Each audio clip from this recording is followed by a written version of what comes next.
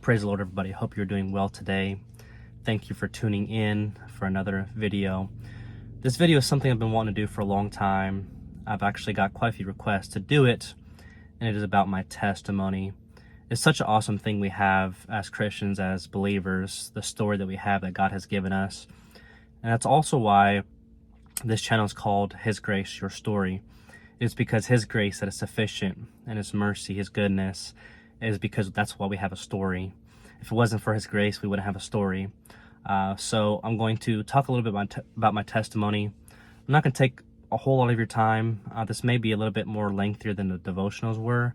But honestly, if I talked about my testimony in full, it would take hours, days, weeks. So I'm just going to try to pack that all into one short video. And also another thing I want to mention, if you want to be featured on the channel, if you have a story you want to tell, if you're not too far away, I'd love to come out. We could shoot a video about your testimony. Obviously I don't have a big crowd, but if we could just reach one person, then it's worth it all. So if you'd like to be featured, if you're interested, I can either, meet you somewhere, you can send me the video, just whatever we can do to spread the gospel, to spread the goodness of God. Because honestly, I feel like we don't tell our stories often enough. We don't tell our testimonies nearly as much as we should. But through our testimonies, people can get hope. People can get a revelation. People can say, okay, well, he went through that. I'm going through the same thing. If he can get through it, then I can get through it. And it's such an encouragement. So I'm not going to take, again, much of your time. I'm just going to go ahead and get started here. Try to go from the beginning all the way until now. Again, this is going to be a long story short, so just stick with me here. And this is all to tell the goodness of God. This is not about me. This is not about the things that I've accomplished. This is not about anything other than the goodness of God and His grace and His mercy, and just shows you how God is faithful and that He can do anything for anyone. If He could do it for me, then He can definitely do it for you. So starting off, growing up, I grew up in a broken home. My mom and dad were both drug addicts. I was born into that lifestyle, and me and my sister growing up, very abusive, very controlling home. Again, drugs, lots of fights, lots of anger, a lot of chaos, for lack of better words. So there's just a lot going on. To put it in perspective, I went to 2 different middle schools, 7 different elementary schools, and 7 different high schools. So I moved around so much. I moved around from Nevada to California, back and forth between my grandparents, my parents, with just everything going on. There's just time that I had to get away at some point, growing up. So I moved around back and forth a lot. There's no stability, a lot of anxiety, a lot of depression, a lot of what ifs, a lot of unknowns. And it was very rough. My dad, when I was about 5 years old, had gone off to prison, and to the extent of he would spend there pretty much my entire life. I didn't see him again until I was, I think, 18 or 19, which I'll get into that here in a little bit. So I had my mom, which I'm thankful for. But when I was about 8, I had my stepdad come along, and wasn't a whole lot better, unfortunately. Very controlling, very, mentally abusive, physically abusive. And just wasn't the best role model that I could have. And this is going to be a little personal, so I hope that you guys are okay with that. This is not something that I just enjoy talking about, but this is just to give all the glory to God. So just stick with me.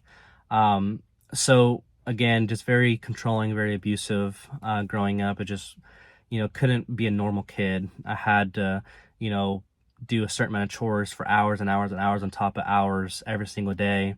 I had to watch my other siblings. Wasn't able to go to friends' house, wasn't able to go outside. If I did, it was like an hour time limit. There was times where I got grounded, for just being a kid, and I'd be grounded for a month long, stuck in my room. Just a lot of crazy stuff, and it just wasn't the best childhood. But God is still faithful. So anyways, kind of going along. At the end of 8th grade year, so going into high school, supposed to be an exciting time, supposed to be a time where, new beginnings, and, you get to meet new people, and it's just a good time in life for a lot of people. I came home one day and my mom, my stepdad were gone. And that was a time where, for me, a cell phone wasn't readily available, so I didn't have one.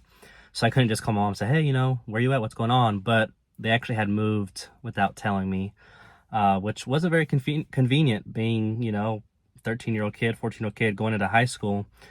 So thankfully, my best friend at the time, his family took me in and I was able to stay there, sleep on the couch, pretty much to the extent of all throughout high school. So going through high school was just kind of going through the motions, didn't have a whole lot of support.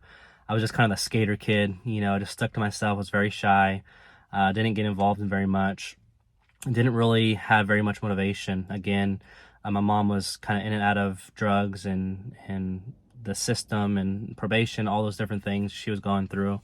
So I didn't really have much contact at all with her throughout high school, very, very little.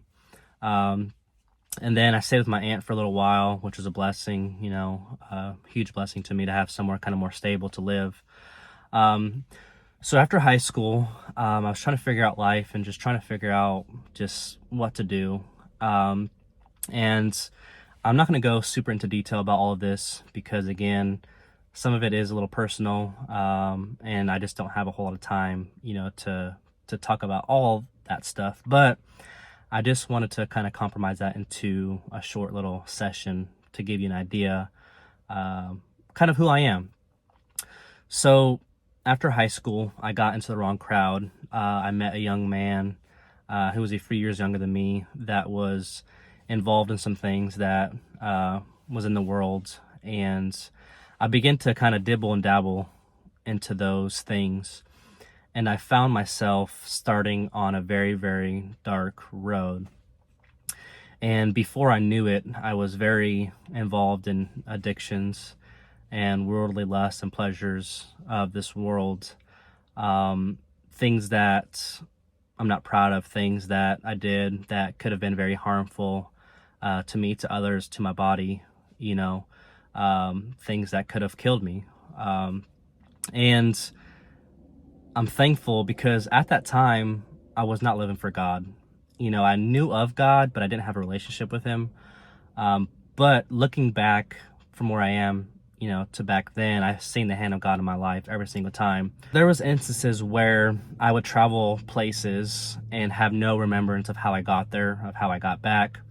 For example, there's one time where it was 2 weeks after this date. My friends were like, hey, you remember you were doing this on this day, and remember we went to there and there.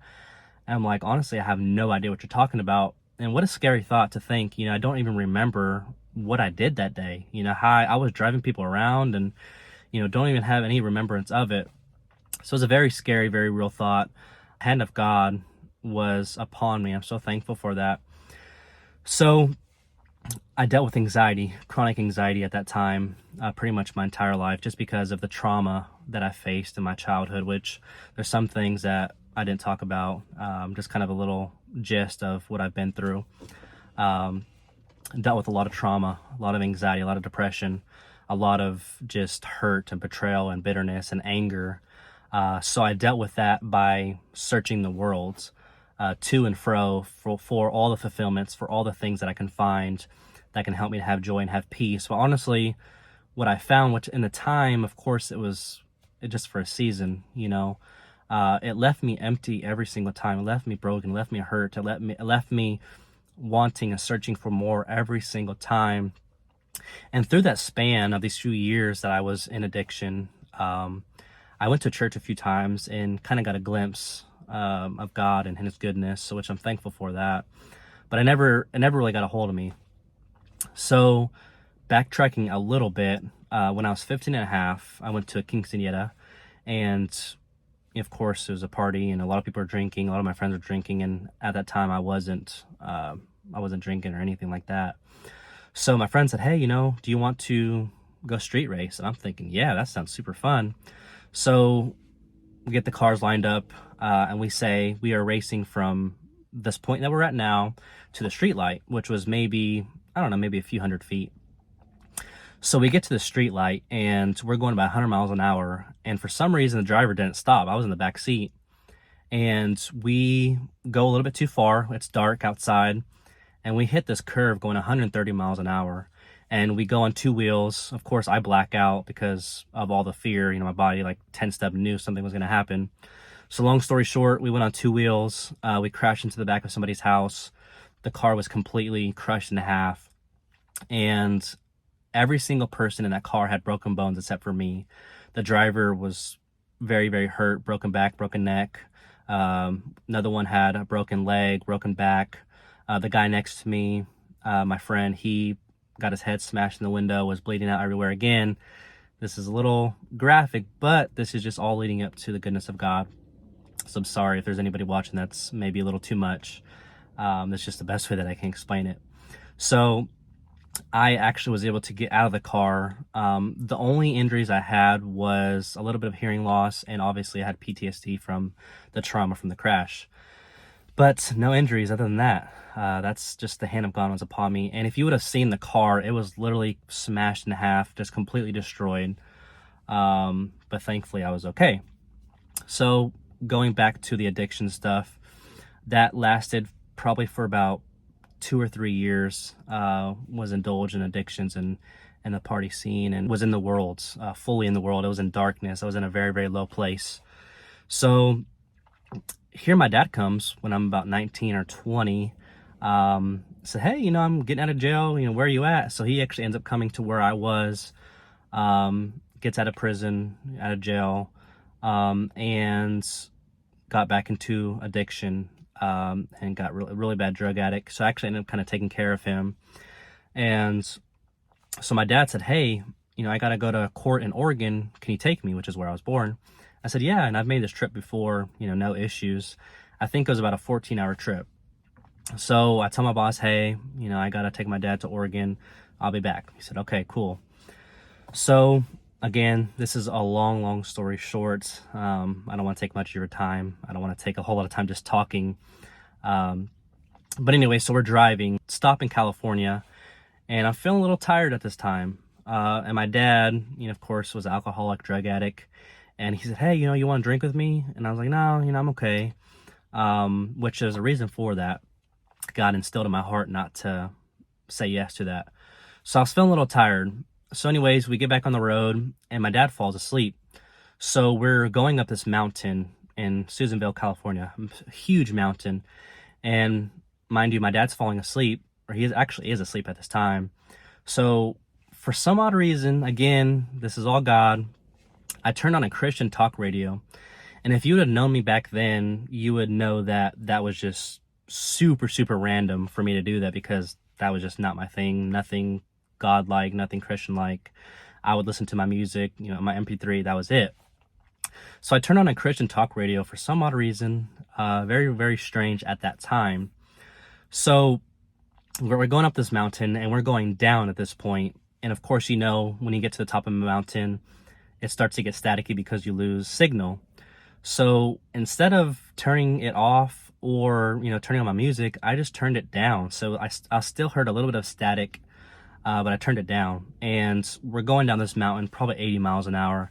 I like fast cars, I like driving fast. And my dad is still asleep, and I'm hitting these turns going super fast, and he's like swaying back and forth. And I'm thinking, like, how in the world is he not waking up? So this is where it gets interesting. The last thing I remember was, I remember this road that it went on straight for miles and miles and miles. So I'm thinking, okay, let me set my cruise control to 100 miles an hour. I'm just going to coast and cruise, and we're going to be all right. So the next thing I remember, a few seconds later, boom, we hit the side of the mountain, going about 100 miles an hour. We hit the side of the mountain. We go airborne about 15 feet in the air. We're pretty high up. And guess what happens when we're in the middle of the air? My dad, he wakes up. He looks at me. I look at him, and he goes, ah, just like that. And I mean, I couldn't imagine being in his place, waking up, thinking, you know, are we flying off a cliff? You know, what's going on here? Of course, now it's funny, but at the time it was not funny at all. So we land, all the axles break from the impact because we're so high up. Airbags went off. I get out of the car. My dad gets out of the car, and I go around to my passenger side and I see a Bible laying there. And I'm kind of thinking, okay, cool. I'm kind of still in shock. Honestly, I wasn't worried about me. I was worried about my car because that was just my baby, my everything, and, yada, yada, yada. But we were okay, thankfully. But anyways, there's a gentleman that drove by. He said, "Hey, son, pick up that Bible. It's probably what saved you." I'm thinking, the Bible saved me? Like, what? Like, no. But I was like, okay, I picked it up, put it in the car. So, long story short, I had no injuries. Literally high-speed wreck, 100 miles an hour, no injuries. My dad had no injuries. And I'm talking about my biological dad. I actually did get adopted a few years back, which I'll talk about in here in a few minutes. But the dad I'm talking about is my biological dad, because I don't want to people get mixed up with my dad now, which is a pastor, and my biological dad. I don't want there to be a mix-up. So anyways, we had no injuries. Just the grace of God, the hand of God was upon us. And let me tell you this, the place where we hit to the place where we ended up was about 70 to 100 feet apart. So we went airborne for a while. I was going super fast. 3 feet from where I crashed, there was a big boulder. So if we would have went 3 more feet and hit that boulder, honestly, it would have been fatal. And about, let's say, maybe a quarter of a mile up the road is a famous spot where people actually fall asleep and run off the road, and there's a cliff. So if I would have fell asleep a little farther, I would have flew off the cliff. Obviously, it would have been fatal. So that is to tell you that the goodness of God is following us all the days of our life. If you haven't watched that video, go watch it. And even if, I wasn't living for God at the time, but God has a plan. God has a purpose. And when he has a purpose for your life, he's going to fulfill it no matter what he has to do. But after that wreck, my world was turned upside down.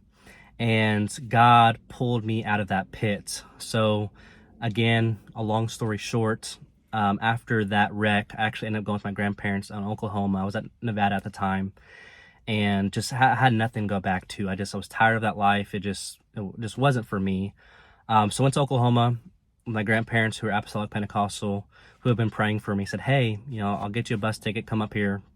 I didn't want to do it, but I knew that I had to change something. So I went to Oklahoma, got into church, sobered up completely, completely changed my life around.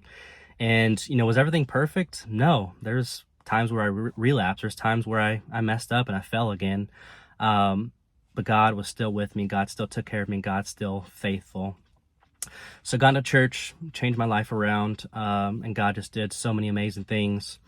So I was going to church in a small town at that time, and there's some situations that led up to me going to another town about 20 minutes away. And that is where I met my mom and dad now, that are my pastor and his wife at the time. So it made it to where I was able to get into ministry. And honestly, I never see myself preaching. I never see myself singing. I never see myself doing anything for the kingdom of God. I remember at one time, my mom, my adopted mom, she said, "Where do you see yourself in ministry?" I said, "Well, maybe like a youth pastor or something." So I just had no idea. But God always exceeds our expectations. He always just does so much more than we can ever even think or imagine. So long story short, again, I got into ministry. My dad really pushed me. My adopted dad really pushed me to get up there and preach, to lead services. And I was fortunate enough to be able to travel with him for a year, going to different events and conferences. And I got, fully into ministry. And then I became a youth pastor and began leading youth. And then I became, worship leader at some point and leading services at conferences. And then, I preached my own revival. I started preaching at my church on a regular basis. And God just did a miraculous work in my life, from addiction to hurt, to betrayal, to brokenness, to darkness, complete. And when I tell you complete, utter darkness, I was in darkness, completely lost, completely just really in a really, really bad place. And honestly, if you're watching this and you knew me before, you can tell it's been a complete turn. When God turns you around, he's not going to just do a little shift. He's going to completely change your entire life around. If he did it for me, he can do it for you. Now, has it been a perfect road? Absolutely not. Have I been hurt since being in church? Absolutely. Has it been rocky and tough times? Yes, it has been. But God has been faithful through it all. And I know that God is working in your life. And if he can do it for me again, he can do it for you. You are not too far gone. You're not too far in addiction. You're not too far in drugs and alcohol for God to turn your entire life around. Let me tell you this. Almost every single person that I used to hang out with is either dead, a drug addict still, drug dealer in prison, for murder, all these different things. They're all still in those things, which I pray from. Isn't that God that just pulls us out of that miry clay, that pulls us out of the pit? And I really didn't want to change, but God had a call in my life, and he pulled me out of darkness and into his marvelous light.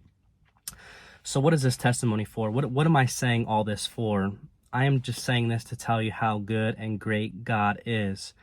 Because if it wasn't for his mercy, if it wasn't for his grace, if it wasn't for his sacrifice on the cross for my sins, I would not be where I am today, living for God. I'm, full-time ministry. I'm, going to start evangelizing here soon, preaching out next month. And I'm just so thankful for every opportunity. I'm so thankful for what God does. Only he could have done that. It's not what I can do. It's not the things that I, can pull myself out of it. It's only the grace of God. And I'm just so thankful today. I'm thankful that I'm alive. I've had a few overdoses. I've had 3 high-speed car wrecks. No injuries out of any of them. There's been so many instances where I had near-death experiences, where I could have been in prison, where I could have been put away for life. But guess what? God said otherwise. And I'm so thankful today for the mighty, awesome, amazing God that we serve. Again, I just want to tell you about the goodness of God and how great and amazing he is. If he did it for me, he can do it for you. He is working. If you're in addiction, if you're on drugs and alcohol, if you're going through these things, let God take you to a place where you never thought you'd be able to go to before. You can't do it on your own. Nobody else can do it for you, but God is able to do it. With God, all things are possible. He can make a way. I know he can. And I'm so thankful today for the God that we serve. I hope this was an encouragement for you, 17 minutes long. And I have so much more to say, but I kind of wanted to put all that into just a short nutshell of what God has done for me. So God bless you today. I hope this blesses you. Share it with a friend. And just know that God is working and that God is able to make you new again. In Jesus' name.